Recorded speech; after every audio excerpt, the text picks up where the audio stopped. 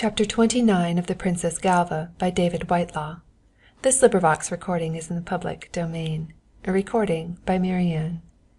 Chapter 29 Bloomsbury.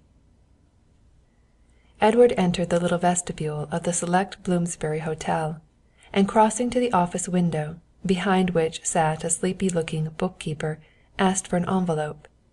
Then taking a card from his pocket, he scribbled a few words on it, and enclosing it requested that it be taken up to Mrs. Povey. A few minutes later he was following an attendant up the broad flight of carpeted stairs.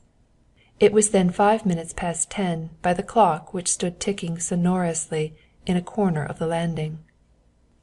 At 20 minutes to 11 Edward Povey descended the stairs and, walking quickly through the vestibule, emerged into Russell Square. There were but a few people about, and no one seemed to notice the little figure which stood in indecision on the curb. Even had they done so, it would have taken a student of human physiognomy of no mean order to read what was written on Edward's face. Some would have said that there was an expression of sorrow behind the eyes. Others would have imagined a suggestion of a smile at the corners of the mouth, and on the whole countenance a look of joyful relief. For some moments he stood, gazing out across the road at the lights of the Hotel Russell, and at the cabs and taxis that were drawing up before it. Then he turned with a little sigh, and made his way down Southampton Road, and along past the Museum, into the glare of light at the end of the Tottenham Court Road. Here the sight of the restaurants reminded him that it was midday when he had taken his last meal. With the thought he crossed the road and walked up Oxford Street to Franchetti's.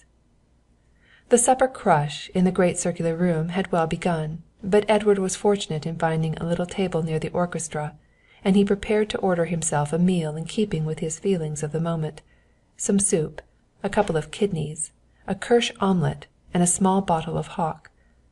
He ate slowly and in a lazy contentment. At intervals his face changed its expression, now frowning slightly, now smiling. He asked the waiter who served him with his coffee to bring him writing materials, and pushed a clear space among the plates and glasses on the table. For perhaps 10 minutes he sat deep in thought staring at the blotter, keeping time absently to a ragtime melody the little band had struck up by tapping his pen on the inkstand.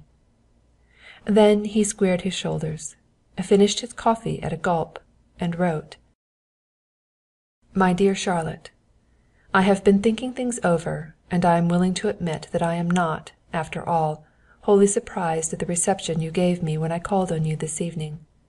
But I may also say, that knowing you as I do, I was not prepared for the manner in which you acted.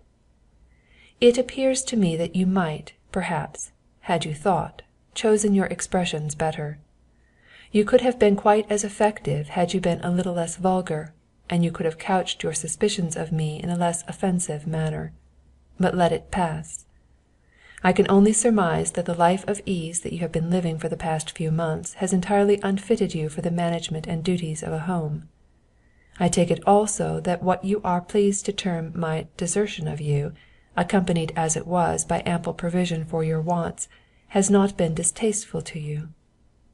Perhaps you are right, that we had better continue to live apart. I am afraid that the future would hold many little rifts. Personally, I have led a larger, fuller life since I left England, and have seen many adventures. You would be surprised to hear that I still have a bullet in my back which I will carry to my grave. Yes, I am afraid our former existence would irritate me beyond measure. Your allowance will be paid to you as formerly. You need have no compunction in taking the money. It was fairly earned by bringing to a successful issue a difficult and delicate affair of business. Again, there would always be friction between us on account of our several acquaintances.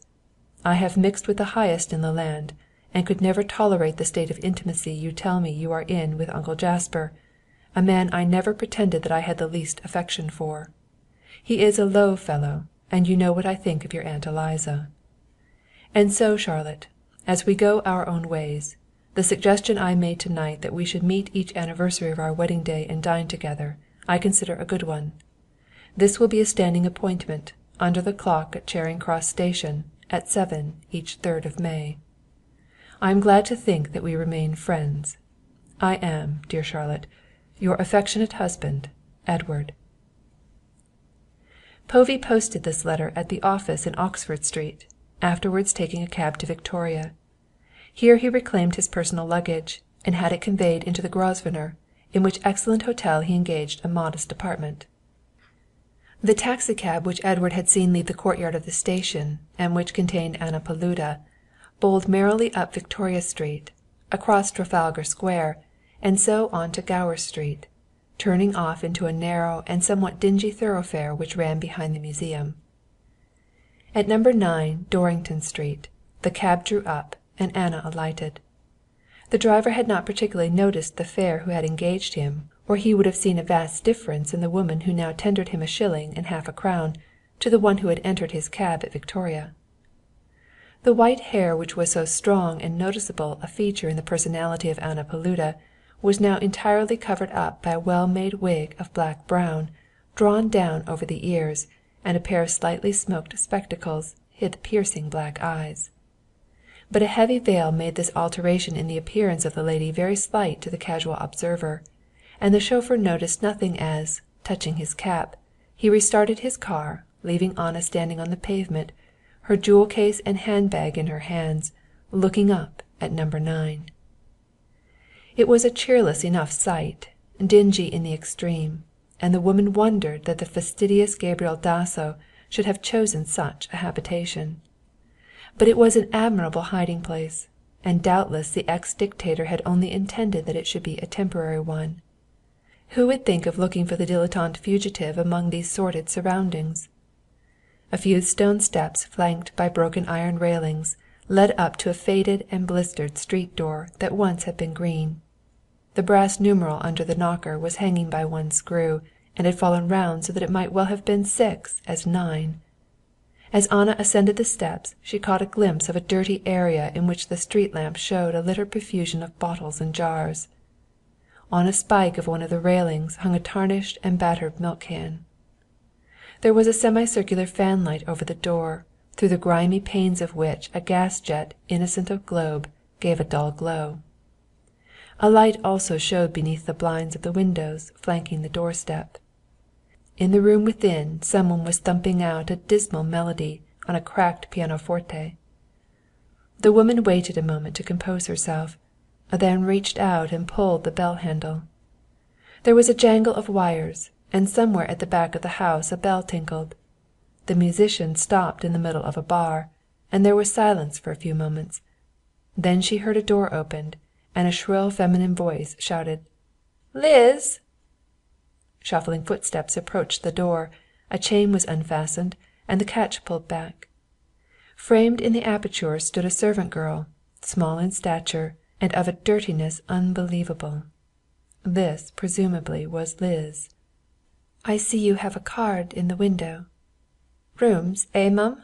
Come inside, will yer?"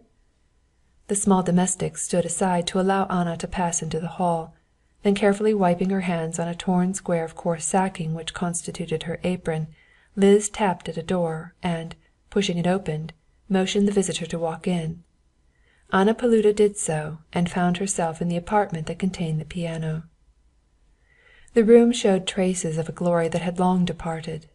The furniture for the most part had been good, and was of that peculiar comfortless family of horsehair mahogany with which the mid-Victorian epoch was blessed. There were a few pictures on the wall, one or two of which looked as though they might prove valuable could one penetrate beneath the grime with which they were covered. There was an oval table in the centre of the room, from which the cloth had evidently been hurriedly cleared at the visitor's ring. Anna could see its crumpled dirtiness peeping from a drawer in the sideboard into which it had been hurriedly thrust. Glimpses of crockery showed beneath the shabby sofa, and over all was the same objectionable odour of meals which Anna had noticed even in the hall. The person who rose from an armchair by the fire and advanced a little to meet her fitted the room to a nicety. She, too, was mid-Victorian, and, like her surroundings, had once been handsome. Her faded tea-gown was trimmed with still more faded lace, and faded ribbons knotted wearily in her faded cap. Her face was pale and thin and worn, but there was a little smile which came into her pale blue eyes as she guessed Anna's errand. You have come about a room, madam?" Anna nodded. "Yes, for a few weeks. Just a bed sitting room. I want to be quiet. By the way, have you many other lodgers?" "Two, madam. A lady on this floor," pointing to the folding doors, "and a gentleman on the floor above. It is the room behind his that you can have, or one above it in the front." "I think the back would suit me. The traffic at night cannot keep me awake there. Is the gentleman of quiet habits?" "Quite. Mr. Gabriel is a foreigner, but he is most regular in all his habits. He is home all day, reading, and he goes out in the evening. He comes in late, but we never hear him." Anna followed the faded landlady up the creaking stairs, and gazed round as the woman held the candle up for her survey of the room. She did not take much notice of the furniture. The room seemed airy and clean, and she agreed to the price named without demur, forestalling the request for references which she saw trembling on the lady's lips by paying rent for a month in advance. As she removed her bonnet and cloak, she asked that a cup of tea might be served to her in her room. This in due course was brought up by Liz, whose appearance had undergone a slight change for the better. The new lodger made friends at once with the little maid of all work, seeing in her a possible ally of the future, and, without directly asking questions, she managed to get Liz to talk, and from her she soon learnt some of the ways of her fellow lodger. She discovered that Mr. Gabriel left the house about 8 to half past each evening. "An awful swell, mum. Puts on a clean shirt every blessed night, and has one of them smash hats." When he came in the girl could not tell. They all went to bed and left his supper ready for him. "Not much, only a basin of cold beef tea. Consomme he calls it." "In his room, I suppose." "Lord love yer, mum, not 'im. He don't catch anybody in 'is room when he goes out. He locks it up. I makes the bed and all that while he's there in the morning." After the girl had gone up to bed, Anna sat up reading until the chimes of some near-by church clock told the hour of midnight. All was silent in number 9, Dorrington Street. Outside, too, it was quiet, only sometimes a hansom would rattle past in front of the house, its bells jingling and the horses' hoofs beating merrily upon the asphalt. The woman rose and looked out into the hall. On a bracket stood an evil-smelling oil lamp turned down low. Beside it a brass tray contained the basin of consomme and a dingy little metal cruet. There were 2 letters there also, addressed to Mr. Gabriel, and Anna took them up to examine them. They were in her hands when she started suddenly and put them back on the tray. There was the sound of a key being inserted in the street door below, and hastily slipping back into her room, Anna put out her light and closed the door. She heard the man come up the stairs and unlock his door and carry the tray into his room. Then a match was struck, and with a start Anna noticed a thin streak of light break out in the darkness of the wall beside her.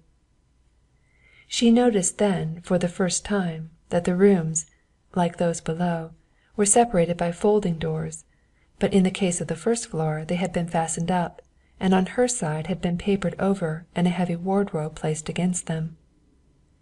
Eagerly Anna Paluda placed her eye to the crack of light beside the massive piece of furniture, but she could see nothing.